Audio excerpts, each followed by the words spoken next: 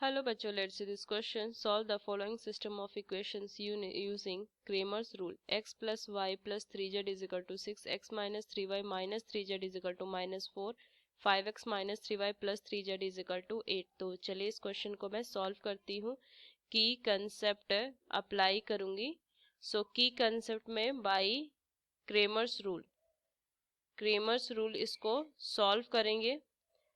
सो जो इक्वेशन दिया हुआ इस फॉर्म में है a1x प्लस में b1y प्लस में c1 z is equal to k1, a2x plus में b2y प्लस में c2 z is equal to k2 and a3x plus में b3y प्लस में c3 z is equal to k3 इस form में है.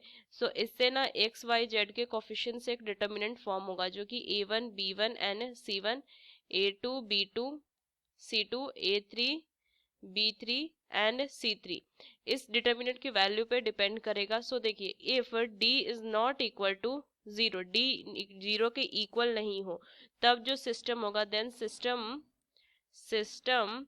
Is consistent. क्या होगा? कंसिस्टेंट होगा और यूनिक सॉल्यूशन होंगे. हैज यूनिक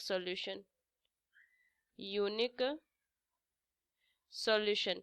सेकंड अगर मैं देखूं if d is equal to zero and d1 is equal to d2 is equal to d3 is equal to zero, ये जीरो इनकी वैल्यू हो देन सिस्टम इज कंसिस्टेंट. क्या होगा इस केस में भी? सिस्टम जो होगा वो कंसिस्टेंट होगा और and has infinite many solution, infinitely many solution. Third अगर मैं देखूं if d is equal to zero and one of them at least one of them at least not equal to zero.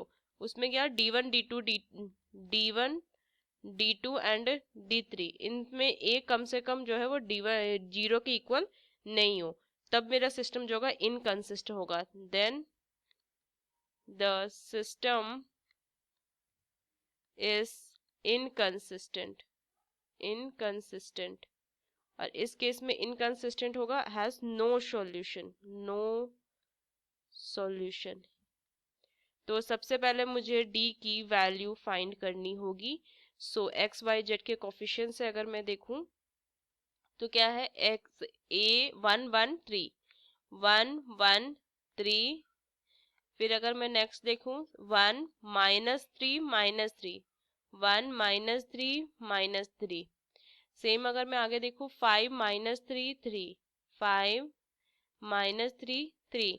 So d की value अगर मैं check करूं सो 1 into कितना हो जाएगा -9 एंड माइनस माइनस +9, ये होगा ना. ये माइनस है यहाँ पे. अगर मैं सेकंड इक्वेशन देखूं सो ये माइनस होगा यहाँ पे, ये माइनस होगा तो ये कितना हो जाएगा? माइनस ही रह जाएगा यहाँ से, ये माइनस होगा यहाँ पे माइनस. आगे सॉल्व करूं सो -1 इंटू कितना हो जाएगा 3 माइनस माइनस +15 एंड प्लस में 3 इंटू ये वैल्यू कितनी हो जाएगी -3 प्लस में 15. सो d इज इक्वल टू -18. यहाँ पे वैल्यू कितनी हो जाएगी -18 प्लस में 3 इंटू 12 36. तो d की वैल्यू जीरो के इक्वल आ गई. अब देखिए d की वैल्यू मेरी जीरो के इक्वल आई मतलब कि ये कंडीशन और ये कंडीशन, पहला कंडीशन तो हो सके कंसिस्टेंट का. अब मैं d1 d2 d3 चेक करूंगी. So for d1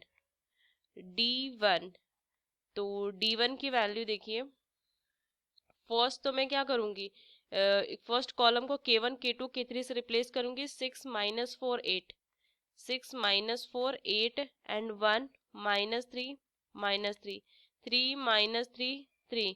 so d1 को चेक कीजिए तो 6 इंटू क्या हो जाएगी value -9 and -9 minus one plus होगा, माइनस होगा. सो -1 इंटू कितनी वैल्यू हो जाएगी -12 प्लस में 24 प्लस में 3 इंटू वैल्यू अगर मैं देखूं सो माइनस माइनस प्लस तो 12 एंड माइनस में माइनस माइनस प्लस 24 ये वैल्यू होगी। सो D1 इज इक्वल टू 6, ये माइनस 18 सो माइनस 108 और ये वैल्यू कितनी हो जाएगी माइनस में 12 प्लस में ये 36 into 3 108 so D1 is equal to minus 12। तो देखो D1 की वैल्यू है नॉट इक्वल टू 0, तो सेकंड जो कंडीशन मैंने लिखा था वो भी नहीं होगा, तो मेरा थर्ड कंडीशन हो जाएगा जिसमें one of them is not equal to 0। तो मतलब सिस्टम है जो इनकंसिस्टेंट है। So the system is inconsistent. अगर इनकंसिस्टेंट है ये, इसका कोई भी सॉल्यूशन नहीं होगा यहाँ पे, क्योंकि D1 जो है not equal to 0 and has